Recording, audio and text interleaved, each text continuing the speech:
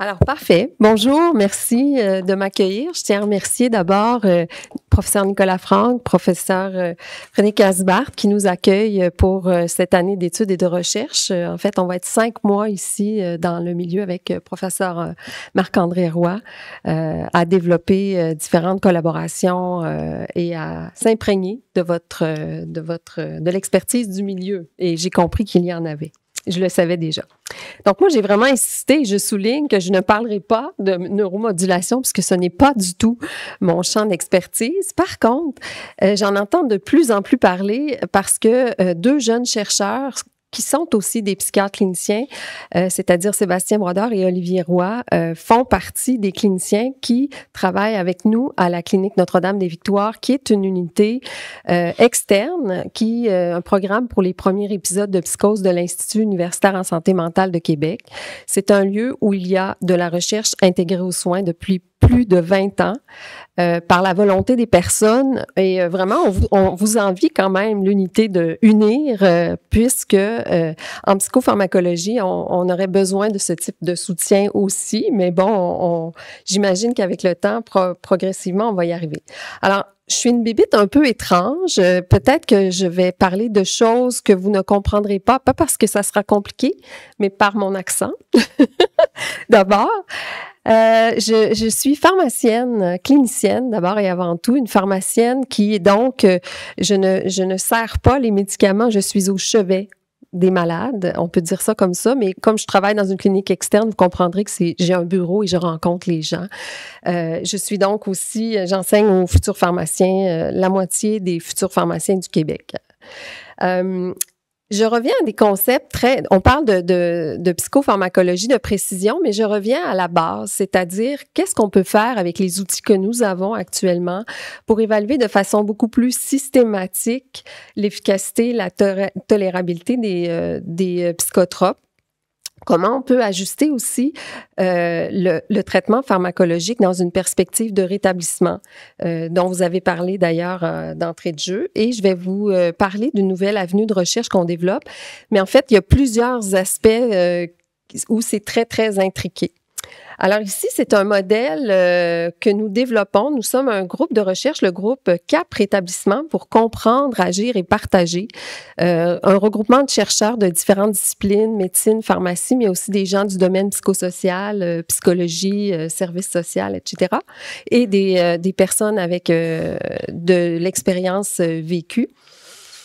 Et on s'intéresse donc aux déterminants du rétablissement. Et vous remarquerez, la flèche ultime s'en va vers le haut. Vert, c'est l'espoir du rétablissement. Le rétablissement qui est fonctionnel, donc comment on s'accomplit dans la vie, mais qui est aussi personnel, qu'on peut définir comme notre satisfaction par rapport à la vie. Et une des particularités de notre modèle, c'est d'inclure aussi la santé physique, parce qu'on a l'impression que si on induit, par exemple, avec nos médicaments, des diabètes, des dyslipidémies, des problèmes cardiovasculaires de toutes sortes, ben peut-être qu'on fait pas exactement la mission, qu'on n'accomplit pas totalement notre mission. Et quand vous regardez comme il faut, c'est un peu chargé, mais sous la rubrique personne, dans les aspects sur lesquels on peut intervenir, il y a certainement les effets indésirables des médicaments, les limiter le plus possible, mais il y a aussi, par exemple, à la gauche, les symptômes et les comorbidités qu'il faut mieux traiter. Et de la même façon, il y a aussi comment on prend en charge ou on tient compte de l'environnement dans lequel l'individu progresse. Alors, je vais reprendre l'acronyme de notre groupe pour parler d'abord de comprendre. Mon propos repose essentiellement sur cet article que nous avons développé pour un numéro spécial de santé mentale au Québec, donc qui est répertorié dans PubMed. Un numéro spécial sur l'intervention précoce et nous avons écrit un article. Les 3 premiers auteurs, ce sont des pharmaciens, cliniciens d'établissements de santé, une neuropsychologue, ensuite 2 psychiatres. Donc, en interdisciplinarité. Puis, il y a différents articles qui pourraient vous intéresser si l'intervention précoce ou les soins des premiers épisodes psychotiques vous intéressent. Dans les aspects très simples, en apparence à gérer lorsqu'on parle de pharmacothérapie chez les jeunes en début d'évolution d'une psychose. Donc, on parle de jeunes qui ont moins de 35 ans. Ces personnes-là vont répondre de façon plus marquée aux premiers antipsychotiques et à des plus petites doses. Or, toutes les monographies qui nous renseignent ont tendance, et surtout les pharmaceutiques, aiment beaucoup ce qu'on appelle le one size fits all. C'est-à-dire qu'on donne une posologie qui est standardisée pour tout le monde. Or, cette posologie-là est toujours, presque sans exception, trop élevée pour les jeunes en début d'évolution de psychose. D'où l'intérêt d'avoir donc un ajustement fin à la baisse pour améliorer le profil de tolérabilité, puisque la réponse va être au rendez-vous plus tôt.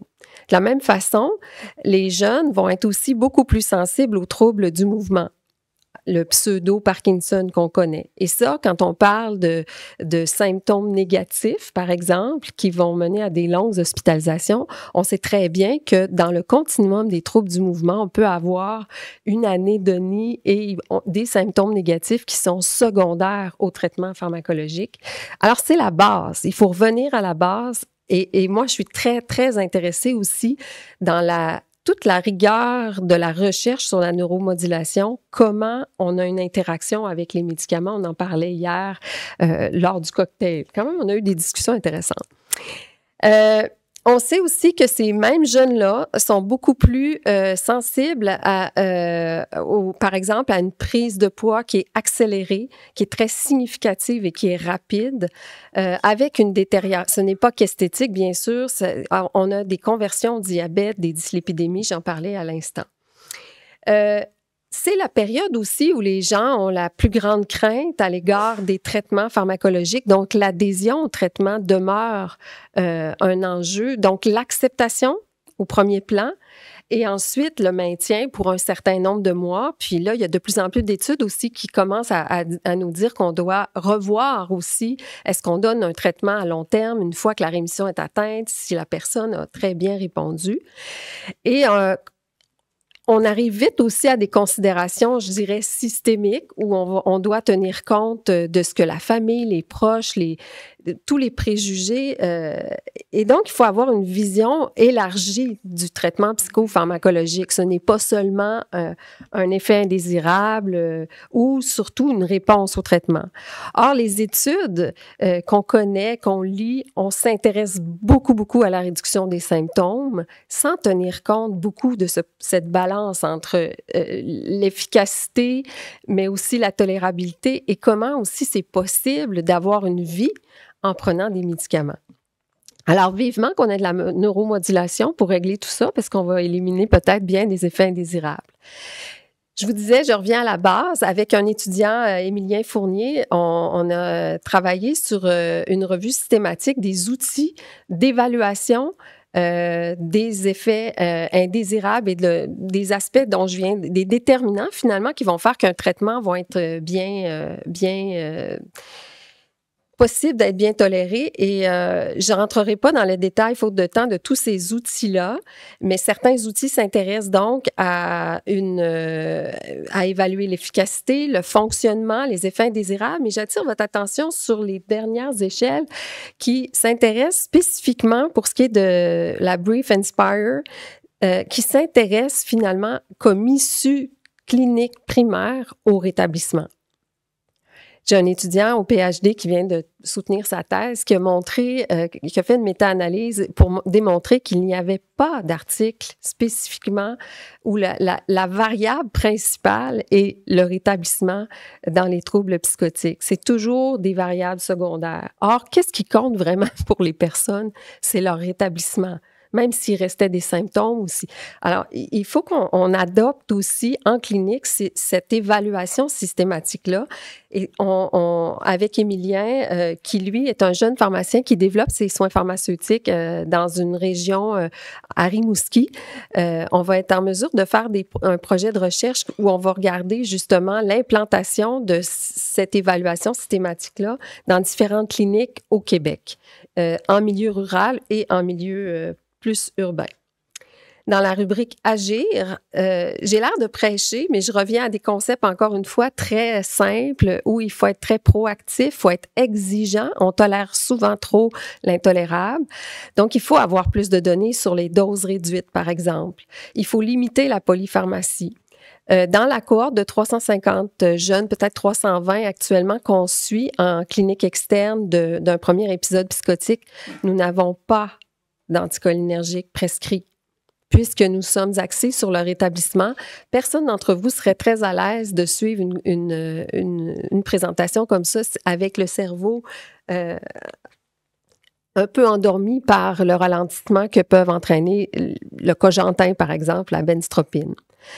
Les cliniques d'intervention précoce sont des champions pour convaincre les personnes de recevoir leur traitement en injectable longue action d'emblée. On le voit comme une technologie qui réduit les hospitalisations. On a aussi de plus en plus d'évidence qu'on ne doit pas tarder à proposer la clozapine, qui est un antipsychotique un peu différent des autres, qui porte son fardeau d'effets indésirables. Mais lorsqu'on a une résistance au traitement, on doit être très proactif.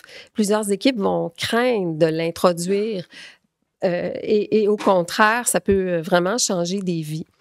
Et ce qui va être vraiment intéressant, c'est que dans l'avenir, est-ce que justement les techniques de neuromodulation vont nous permettre d'avoir une alternative chez les personnes qui sont résistantes au traitement?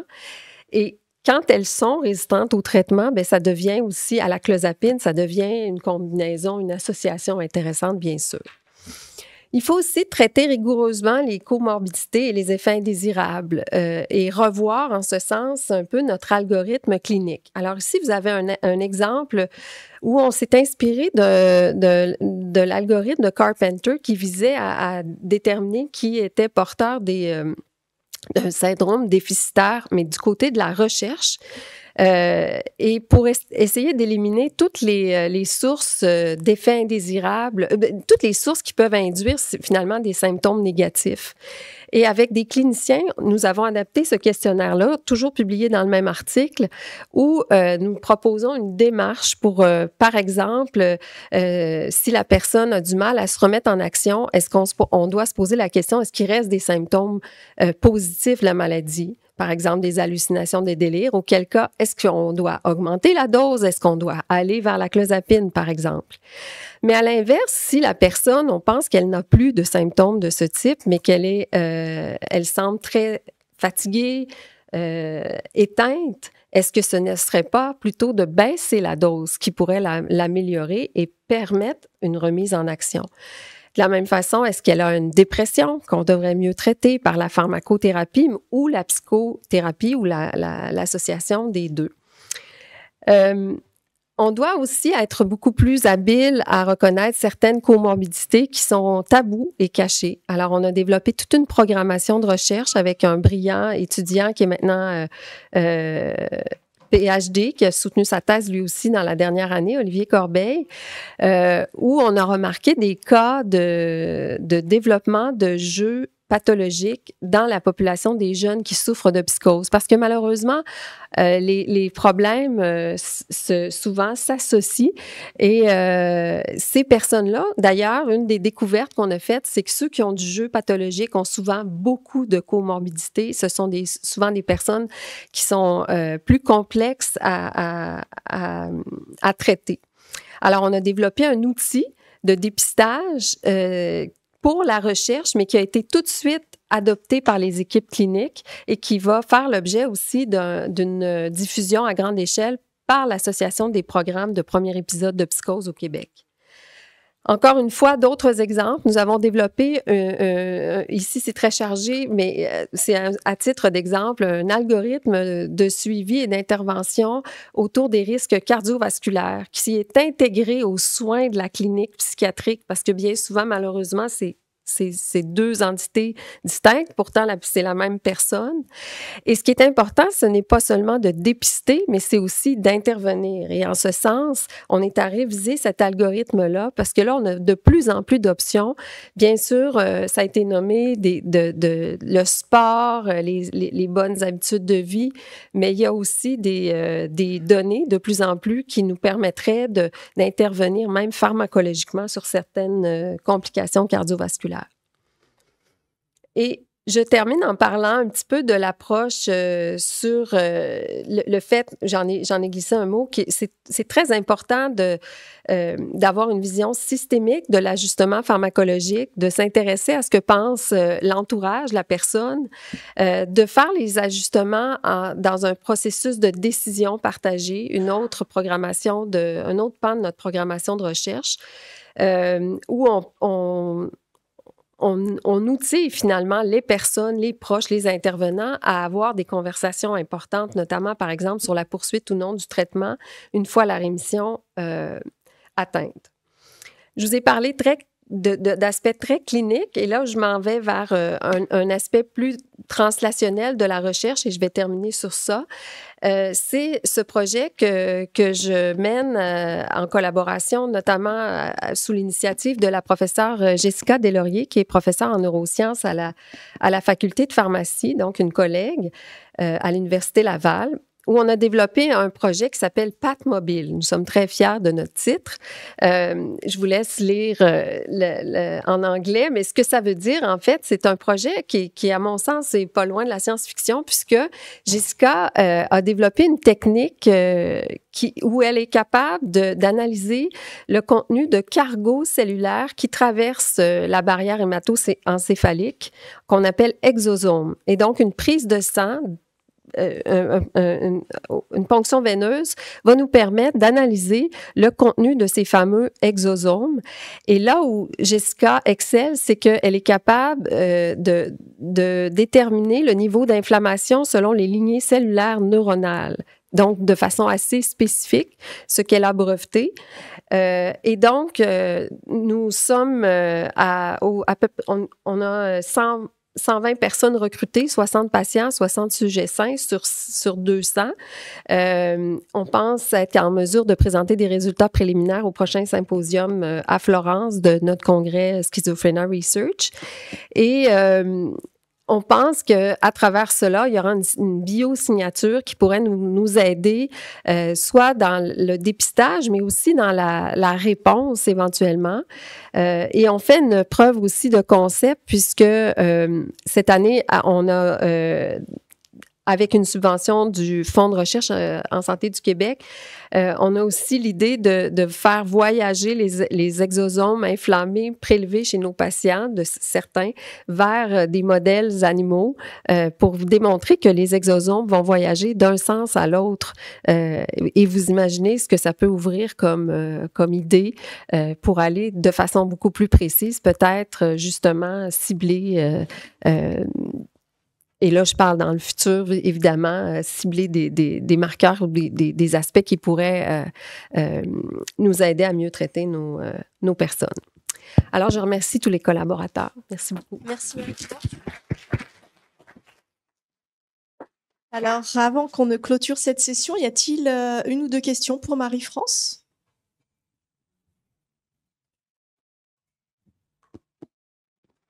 Frédéric, une question ? C'est un peu votre champ également de prédilection. Merci beaucoup Marie-France pour ta présentation. Peut-être que pour nos différents auditeurs, c'est vrai que ce que tu décris donc, de pharmacien clinicien, c'est quelque chose qui est assez inhabituel pour nous en France. Je me demandais en pratique, j'en ai une petite idée puisque on s'est côtoyé assez longtemps au Québec. Comment ça se matérialisait donc tu travailles dans une clinique, premier épisode psychotique, mais quel rôle jouent les pharmaciens au quotidien auprès des patients? Merci de me poser la question pour mettre en lumière ma profession. Au Québec, on est très avancé, je pense, j'ai parlé avant de venir ici en Europe au président de l'Ordre des pharmaciens qui s'avère être un collègue de ma classe de pharmacie il y a 30 ans. Donc, la loi de la pharmacie au Québec nous permet d'ajuster les traitements psychopharmacologiques et dans quelques temps, avec une nouvelle loi, d'initier les traitements aussi. On peut prescrire les laboratoires, on peut prescrire... Et donc, on a un rôle très, très, très clinique. Alors, très concrètement, une journée de travail pour moi à la clinique, c'est peut-être 4-5 rendez-vous avec des personnes, des jeunes, leurs familles. Bien souvent, le psychiatre et moi, on va discuter, nous allons discuter ensemble du plan. Mais l'exécution, le suivi, à chaque semaine, on va avoir un épisode de soins pharmaceutiques. Par exemple, on va introduire un antidépresseur chez quelqu'un qui a déjà un antipsychotique dans le contexte, par exemple, d'une dépression. Bien, je vais le suivre, je vais m'assurer qu'il tolère bien, je peux faire les ajustements de façon autonome, je peux prescrire si j'ai des inquiétudes pour le CG, je peux faire toutes sortes d'actes qui sont partagés finalement dans le monitorage. On a eu la chance, avant même la loi, je dois reconnaître que les psychiatres avec qui on a travaillé avaient cette ouverture-là. Dr. Hugo Bouchard, Marc-André, bien sûr. C'est des personnes qui ont permis aux pharmaciens d'aller de l'avant. Mais là, ce qui est vraiment intéressant, c'est que la loi nous le permet. Donc, mes prescriptions sont honorées chez le pharmacien communautaire, par exemple. Merci. Je pense qu'un aspect très important aussi, c'est avec les patients, c'est la discussion du médicament. Les gens, par exemple, sont souvent réticents par rapport à la clozapine et le fait d'avoir une pharmacienne, un pharmacien qui leur en parle a quelque chose de très rassurant. Oui, puis un des rôles aussi, je pense, puis j'espère pouvoir contribuer à ça pendant ma venue ici, c'est d'outiller les autres cliniciens, y compris les gens du domaine psychosocial, à être beaucoup plus à l'aise à discuter des médicaments, des effets indésirables avec les patients, les proches, et que ça ne soit pas seulement un champ très médical. Parce que finalement, on y gagne tous, le médecin y compris, en fait. Merci Marie-France. Merci beaucoup.